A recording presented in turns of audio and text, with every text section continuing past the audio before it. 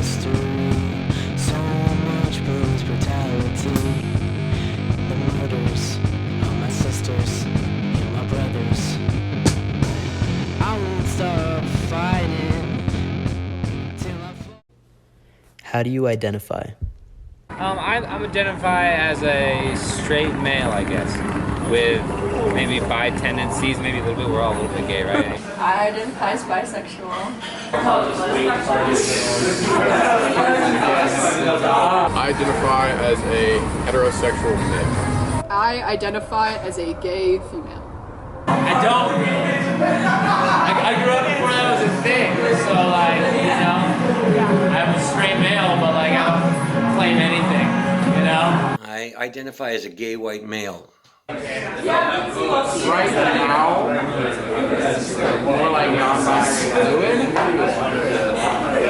but I'm working very closely with the therapist to figure it out. Do you know anything about the Stonewall Riots?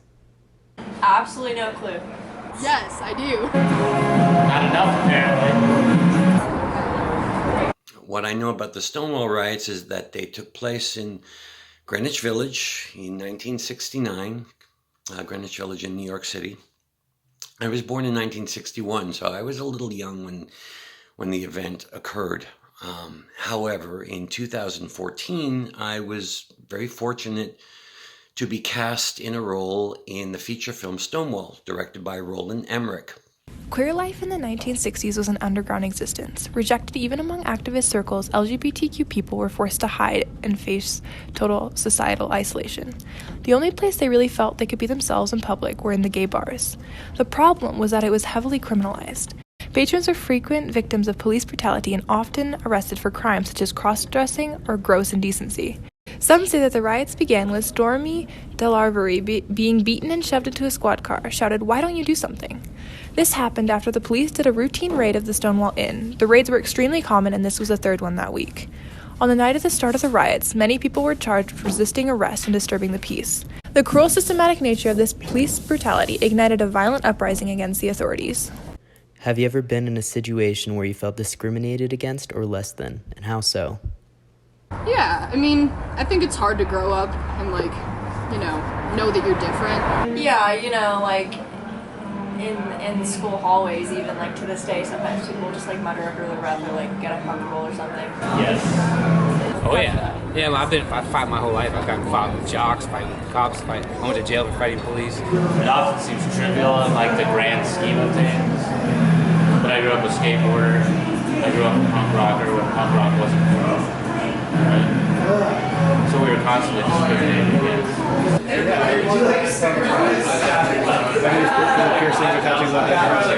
Yeah, definitely. There's definitely situations where I think I've been viewed differently because of my skin color or my culture, but not in regards to my sexuality, more as regards to my appearance.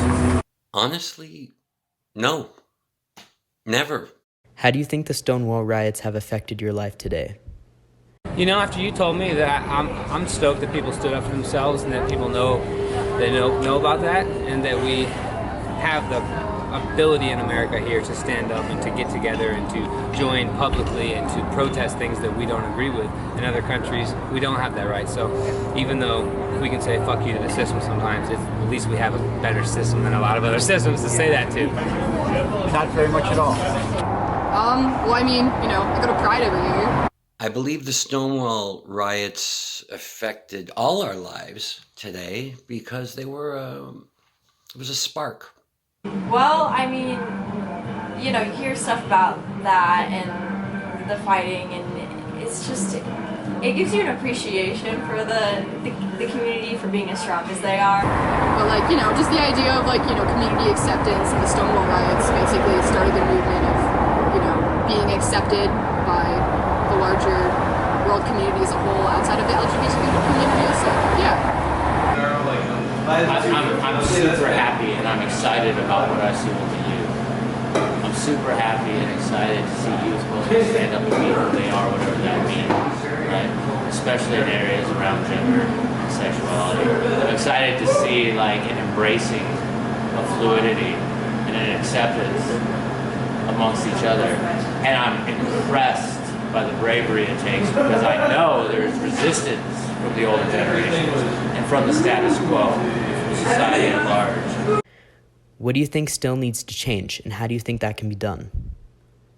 I think as we climb up the ladder to equality, that when you go into like industry, high levels of industry positions are still really exclusive and majority white dominated. And I think that having some influence from other people of color in very powerful positions will change a lot going forward.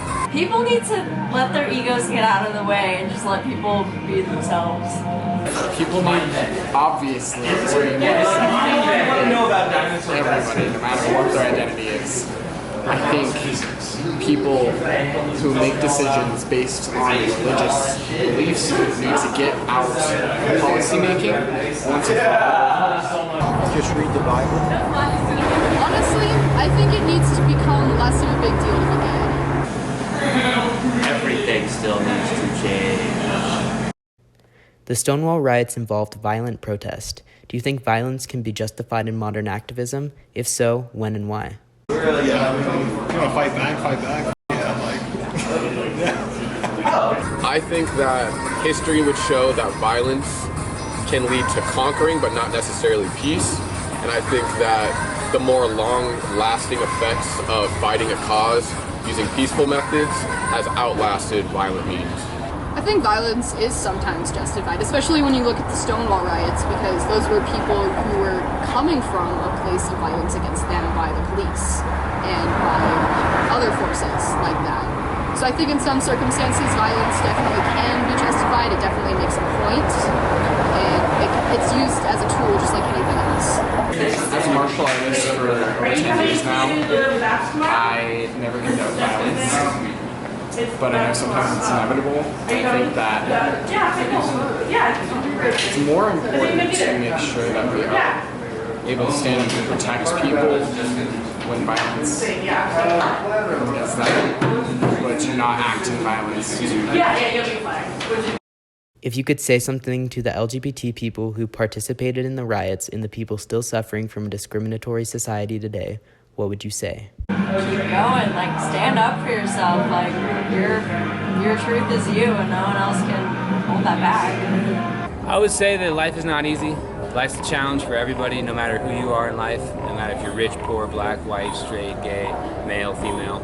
Whatever you are, you have a challenge, and I think it's up to our own self to embrace what it is we want to see in the world. So I embrace gratitude, I embrace joy, I embrace adventure and authenticity and creativity. And I think people just need to realize the world's always going to be hard, it's always going to be a little up.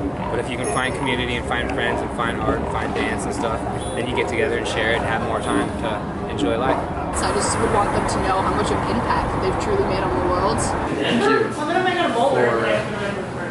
leaving a path for somebody who's like me.